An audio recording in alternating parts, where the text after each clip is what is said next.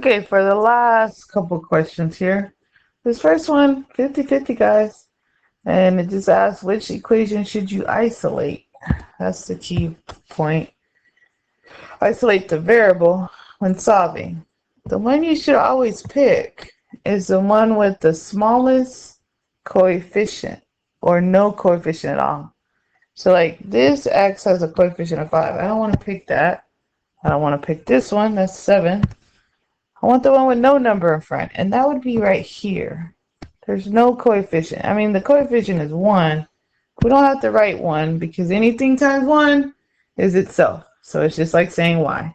So you should have put, to get this one by itself, this would have ended up, I didn't need you to solve it, but this would have ended up in negative 5x minus 10. So you should have picked equation 1. Okay? Now, what they want you to do on this next one is choose the best method to solve. Okay, sorry. So, choose the best method. So your methods that you can choose from, you can choose by graphing. You can solve. You can solve by substitution. Or you can solve by elimination. So that's the type of work I had to see, because those are only 3 methods you can use to solve.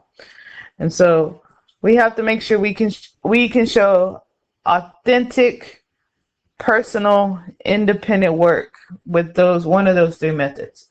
Now, most of the attempts were using elimination, because again, if you look at your terms that are lined up, here's your x, 2x, here's your positive y and a negative 2y, there's your constants. So to me, I can eliminate the y by making a 4 right here. To make a 4 in front, make that an opposite term, you had to multiply everything by 4 first. Okay, so here we should have had 8x plus, 4y equals, was it 28? Yeah. And then we had 3x minus 4y equals 5. So now I can eliminate the equations, the y terms. This is going to give me 11x when I add up my x's equals 33. And then to solve for the y, you just divide them by 11. All right, so that means y equals 3. We want the solution, and I believe this was, oh no, you have the answer choices. Okay, so some people maybe stop there, but to solve it, to get to the y, you need to plug back in. All right, and so to me, again, I still would have probably picked the second one. And so instead of having an x here, I'm going to do 3 times 3, no x there, we're going to put the number 3 minus 4y equals 5. Well, this is really 9. So when I subtract 9 on both sides, we get negative 4y equals negative 4. So y would equal positive 1, which is what I have right here. Okay.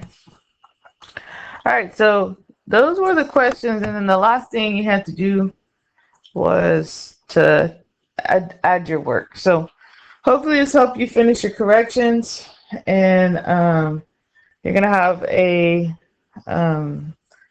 an exit ticket that you need to complete. If it's going to probably be on decimals. Yeah, it is on decimals. So those of you maybe who didn't have to do this or do that many, you can go straight to the decimals. All right, guys, thanks. And get this turned in, especially if you need to retest.